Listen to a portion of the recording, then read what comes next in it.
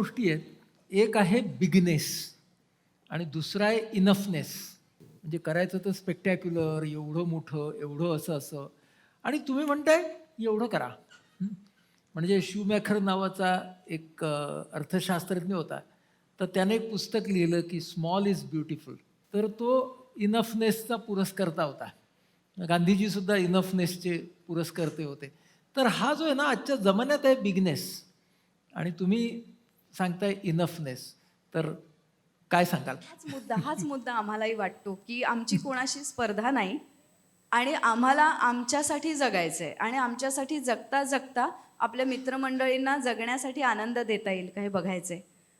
याच्यामुळे काय होतं, कुठल्याही पर्यटन केंद्राबरोबर आमची स्पर्धा नाही, कुठल्याही हजारो, लाखो, करोडो रुपये मिळवणाऱ्या शेतकऱ्याबरोबरची धावधाव आमच्या मनात नाही आणि त्यामुळे इनफ म्हणजे पूर्णात पूर्णमिदम छोटंसं वर्तुळसुद्धा 100% पूर्ण असतं आणि असंख्य वर्तुळांचं मिळून एक मोठं वर्तुळ होतं, तेही पूर्ण असतं. पण आम्ही हे छोटं वर्तुळ निवडलं, की ज्या कदाचित आमच्या कामामुळे अशी छोटी छोटी छोटी वर्तुळं निर्माण होऊन उद्या काहीतरी चांगलं निर्माण होऊ शकतं. वा. त्यामुळे हे जे निवडलं आम्ही, त्याच्यात इनफनेस हा सगळ्यात महत्त्वाचा आहे. कारण आलेला पर्यटक म्हणतो की तुम्ही सगळी अशी शेती करा म्हणताय, विकत नाही काही म्हणताय, पैसे कसे पुरतात? म्हटलं तुम्ही पर्यटक येता, तुम्ही इथे राहण्याचे पैसे देता, हे आमच्यासाठी पुरेसं आहे. शेतीवर आणि पर्यायाने जमिनीवर मी असे अन्याय करणार नाही की तू आम्हाला हजाराच्या ऐवजी लाख दाणे दे, याच्यासाठी मी कुठलाही बळजबरीचा रसायनांचा मारा तुझ्यावर करणार नाही. त्यामुळे मग ते म्हणतात की आता दोघांनी नोकरी केल्याशिवाय होत नाही, इथे तर तुम्ही दोघंही सगळं सोडून शेती करताय. तर म्हटलं आपलं दोघंही नोकरी करून होत नाही केव्हा, जेव्हा आपल्याला दुसरी, तिसरी, चौथी गाडी घ्यायची असते, आपल्याला 50वी साडी घ्यायची असते, आपल्याला 100वा टी शर्ट घ्यायचा असतो, आपल्याला मुलाला सगळ्यात जास्त महागड्या शाळेत घालायचं असतं, म्हणून आपलं दोघांशिवाय एकाने काम केलं तरी होत नाही. म्हणून इनफनेसकडे आम्ही आलो. आपण खरं आणि चांगलं आणि योग्य काय आहे तेवढं करूया, आकड्यांच्या मागे लागूया नको, मूल्याच्या मागे राहूया. आत्ताच आपण आपला प्रजासत्ताक दिन साजरा केला नुकताच. गेल्या वर्षी स्वातंत्र्य दिनाच्या निमित्ताने एका कार्यक्रमाला गेलो होतो आणि तिथे गाणं जोरजोरात चालू होतं, ए वतन तेरे लिए.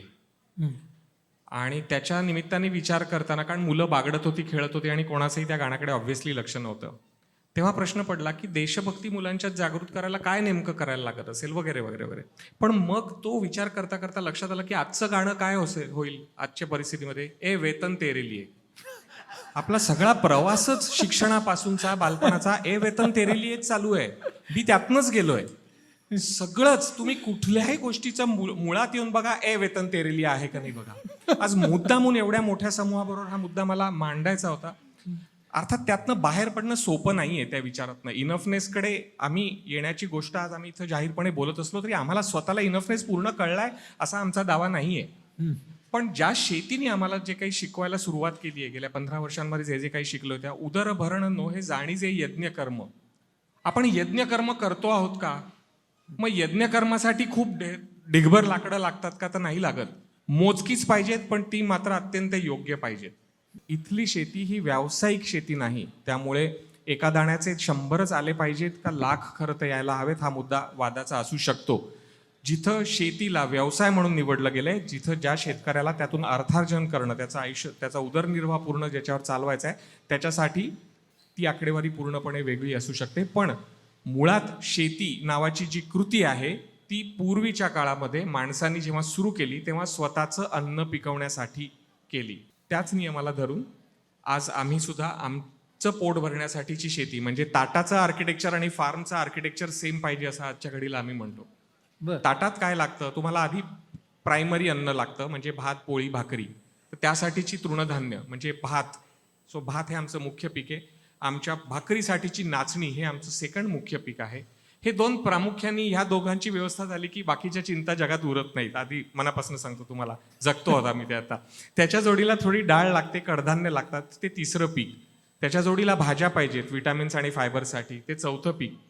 वेगवेगळ्या ऋतूंप्रमाणे येणाऱ्या रानभाज्या वगैरे हे अजून वेगळे मुद्दे आहेत, ते आम्ही फोरेजिंगमध्ये धरतो. त्याला शेती म्हणता येत नाही, ते निसर्ग आम्हाला आधीच देत आहे, त्यासाठी आम्हाला लागवड करायला लागत नाहीये. आणि 5वं जे आहे ते फळं. तर मग आंबा, काजू, फणस ही स्थानिक जी फळं आहेत इथली सगळी, अननस आहेत. आता या क्षणाला जवळजवळ 400-500 कलिंगडं शेतात पिकत आहेत. तेवढी चिकार आहेत, कारण 400-500 कलिंगडं विकून आम्हाला पुढचे 4 महिने काढायचे नाही आहेत. पण आमच्याकडे येणाऱ्या पर्यटनापासून आमच्या गावातल्या छोट्याशा जत्रेत विकण्यापर्यंतचा हा आकडा आम्हाला भरपूर आहे. सो अशा पद्धतीची सगळी पिकं घेतली जातात. आणि त्या व्यतिरिक्त आम्ही या सगळ्यामध्ये ज्यांना रिजनरेटिव्ह म्हणजे जी पुन्हा पुन्हा उगवू शकतात अशा वाणांचे शोध घेत असतो. शक्यतो ती वाणं जपायचा प्रयत्न करतो. बियाण्यांसाठी बाहेर जास्ती बाजारात जाऊन सातत्याने बिया घेण्यापेक्षा आमच्याकडचंच वाण परत कसं येईल अशा पद्धतीची शेती आपल्याकडे आणि हळद, कुळीथ, हळद. पावटा, काजू, आंबा, 7-8 प्रकारच्या भाज्या, कोथिंबीर, पुदिना पासून ते सगळं. म्हणजे आम्ही जग बंद पडलं होतं त्यावेळेला आम्ही हे सगळं काढून आमचं पोट भरत होतो. आकडेवारीत म्हणाल तर साधारणतः एक 50 ते 60 वेगवेगळे पदार्थ आपल्या ताटातले आपल्या शेतात पिकतात. ताटातले शेतात पिकतात. जे जे शेतात येतं ते ताटात येतं. हो. वा